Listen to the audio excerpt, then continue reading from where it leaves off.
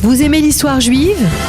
Retrouvez Liana Gurfinkel dans Un jour notre histoire sur Studio Kalita, c'est tous les matins, pour découvrir ensemble les événements et les personnages qui ont fait notre histoire.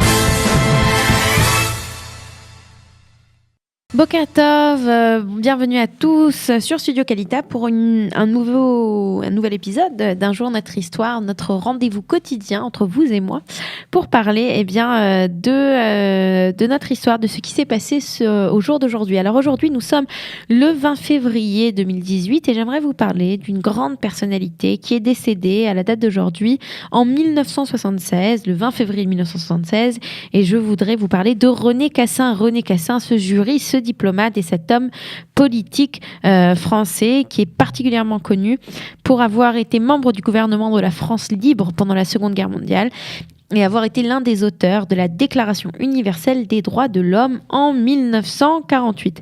Sans oublier le fait qu'en 1968, il a reçu en même temps le prix Nobel de la paix et aussi le prix des droits de l'homme et des Nations Unies. Alors René Cassin est né à Bayonne de parents juifs. Sa mère est d'origine, s'appelle Gabrielle Dreyfus, elle est d'origine alsacienne. Son père, Azaria Cassin, lui est commerçant en vin à Nice et il est le descendant de juifs portugais Maran, donc la célèbre communauté des Juifs portugais Maran établie dans le sud de la France. Alors qu'il est adolescent, il va suivre passionnément l'affaire Dreyfus et c'est après avoir fini ses études au lycée Masséna de Nice qu'il va étudier le droit à Aix-en-Provence et à Paris. C'est comme ça qu'il devient avocat au barreau de Paris en 1914 juste au même moment, la Première Guerre commence. Il va il va être mobilisé comme simple soldat. Il va être grièvement blessé au ventre et aux jambes par une rafale de mitrailleuse et va être donc réformé. Et c'est en étant réformé qu'il va, le reste de la guerre, être chargé de cours à la faculté de droit d'Aix et de Marseille. En 1920, il est reçu à l'agrégation. Il va devenir professeur à l'université de Lille et il va ensuite être professeur à la faculté de droit de Paris où il va enseigner presque jusqu'à sa mort en 1976 avec une seule petite pause qui sera la pause de la Seconde Guerre mondiale. Alors comme je vous l'ai dit un peu plus tôt, il avait été marqué par l'histoire de l'affaire Dreyfus et c'est ainsi qu'il est très sensibilisé tout ce qui est tout ce qui est la question des droits de l'homme. Et c'est comme ça qu'il va représenter la France à la Société des Nations entre 1924 et 1938. Il faut dire que c'était un pédagogue plutôt qu'un homme de parti. Ce qu'il cherchait lui à faire, c'était faire passer des valeurs et des idées qui étaient pour lui importantes. Alors pendant la Seconde Guerre mondiale, René Cassin va embarquer dès juin 1940 sur un navire britannique. Il va rejoindre le général de Gaulle à Londres, puisque quelques jours plus tôt, il a entendu l'appel du général de Gaulle du 18 juin.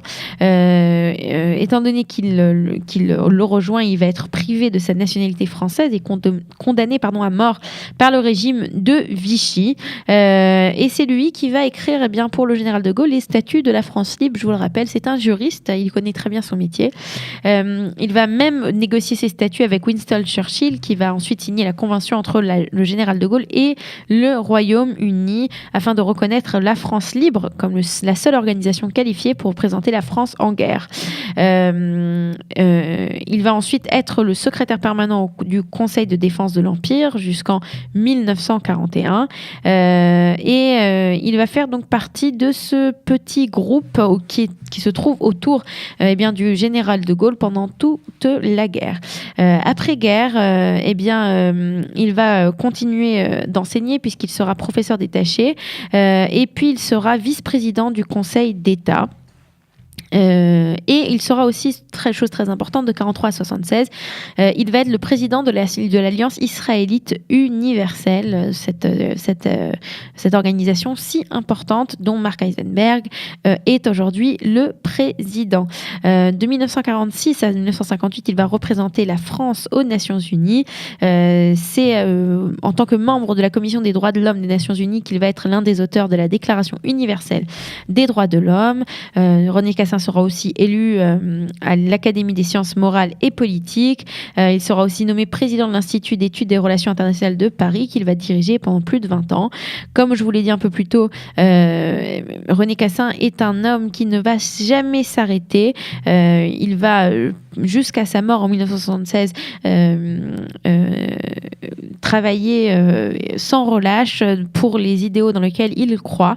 Et comme je vous l'ai dit un peu plus tôt, il va recevoir en 68 le prix Nobel de la paix. Et au même moment, il va recevoir un prix aussi des Nations Unies. René Cassin décède, comme je vous l'ai dit, en 1976. Et il avait l'habitude de dire je cite, « Je tiens de ma patrie un cœur qui la déborde, et plus je suis français, plus je me sens humain ». Voilà, c'était de René Cassin, cette grande figure du judaïsme français dont je voulais vous parler aujourd'hui sur Studio Kalita. On se voit demain pour un nouvel épisode. Voilà, bonne journée. Vous aimez l'histoire juive ? Retrouvez Liana Gurfinkel dans Un jour notre histoire sur Studio Kalita, c'est tous les matins, pour découvrir ensemble les événements et les personnages qui ont fait notre histoire.